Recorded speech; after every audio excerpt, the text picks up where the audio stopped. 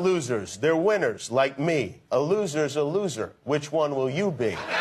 That book is hysterical, and I love it.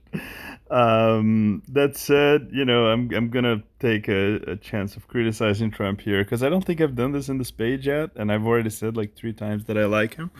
So that's a good time to do it. Uh, Having like this winner and loser mentality is a horrific thing for your psychology, okay? Because we live in a world that was globalized and we evolved for a world with like something between 150 and 253 people, which are like the two variations of the Dunbar number for social, large ape primate humans.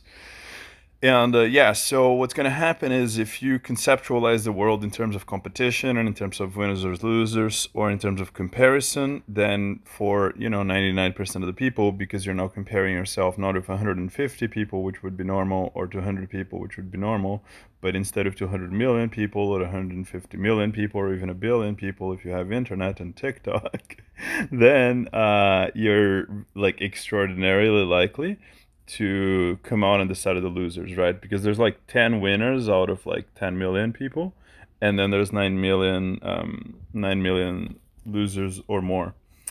So yeah, you don't want to think about things in terms of winners or losers. You don't want to have that mentality. That doesn't work for the vast majority of people. They become extremely unhappy. Now, could you make the case that Donald Trump is happy by doing that? Theoretically, you could.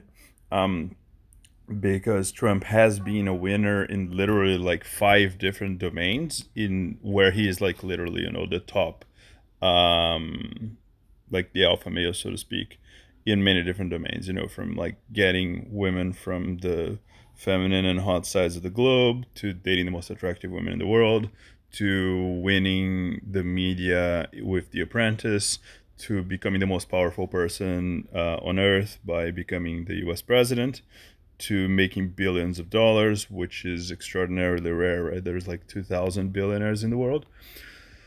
So yeah, so for Trump, that's how it played out. But here's the thing: not even Trump is happy because Trump isn't a narcissist. I know a lot of people like to accuse him of being that, but he has something called narcissistic style, which is when you have some of the properties of the DSM-5 for narcissism, but not all of them. And I am the same kind of like narcissistic style that Trump is, which is a narcissistic altruist, which is basically like you want to be the person making the world better for others, and you want to be seen and recognized as that. So you want like it's kind of like you have the desire for that narcissistic glory, but the way in which that desire expresses is via altruism. So my PhD is about altruism. Like Trump has done a bajillion things for a bajillion Americans. Actually, let me give you the technical explanation of narcissism, just so you have like a better idea than whatever the media has been telling you lately. So, like narcissists are usually people who are in constant like pain and struggle and agony because we all have self-regulating mechanisms that as we grow from becoming like toddlers to infants to children to teenagers to adults, especially in that like last transitional stage, we stop conceptualizing ourselves as like the number, so to speak, or the amount of value that other people assign to us, right? That's what teenagers do. When you're like 12, like nothing in the world matters more than what other people think of you. So, like other people are assigning you a number, and then you use that number, your idea of that number, to evaluate it. So, in the case of narcissists, what happens is that you never reach that final developmental stage.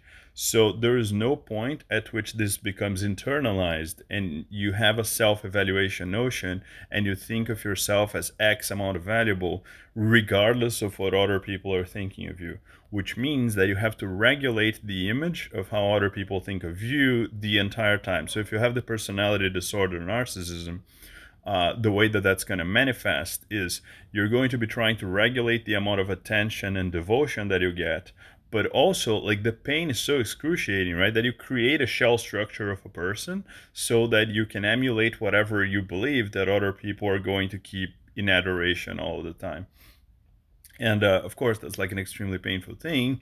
And that is basically how a narcissist constitutes a personality to begin with, right? Because they need to like regulate that number to be on the high. and it just goes lower if you're not constantly being given that number by the outside world. Then what happens in the case of people who have like narcissistic style and that kind of thing is like you have some amount of that. So we can regulate our view of ourselves a little bit by ourselves, but we need a little bit of validation from the external environment. Something very counterintuitive that people don't get is, I mean, the most common thing you need to do if you know a person who has narcissistic personality disorder is just leave. But if you can't leave for some reason, if you love the person, if they're like your sibling or whatever, then counterintuitively, you actually should praise the narcissist, because they are in excruciating pain and they will obtain that amount of like self directed validation that in the image of how they see others seeing them. So if people don't, they will just crave for more. They will do more like shiny, crazy, weird things. They will push themselves harder and more towards the edges. They will become more unhinged because they need that validation, like in the same, like they need it in the same sense that you need like calories to survive, right? Like it's not like something you can go without. Um, so if you give it to the person, then they can create a story that isn't too distorted, where they are being validated by the external world and people like them at that particular threshold level. And then the pain subsides, and without the pain, the narcissist doesn't need to do anything that's like particularly, horrible and deleterious for the world. The thing that happens when idiots who don't understand narcissistic personality disorder deprive the narcissist of any kind of validation and exterior validation, or even worse, like say bad things, is that person creates an entire world structure in their minds that conceptualizes themselves as being like adored, which means that they become literally like schizo level delusional and they completely lose track of what's going on in reality. Again, because the pain is just too much. So yeah, concept like have some empathy to some extent, for like the narcissistic anguish, especially people who have narcissistic style like me and Trump, but don't have the personality disorder. Because basically, like with a little bit of praise, they're good to go. And some of us are actually altruistic and are actually trying to do these things for the world, not for ourselves. And sure, I know that the media told you that like the way in which, but whatever, they're wrong. It's not true. Don't have a winner or loser mentality. That's gonna like screw up your mind like forever. And if you think that that's the idea of a loser, then you're already thinking wrong. Okay, like you're already thinking in a way that's going to give you a lot of harm. Because what I'm saying is, Trump, even though he was the top person out of every 10 million, which is an extraordinarily rare situation to be in, right? So he shouldn't be recommending that to anyone. But even though he had all that, he also had the narcissistic style.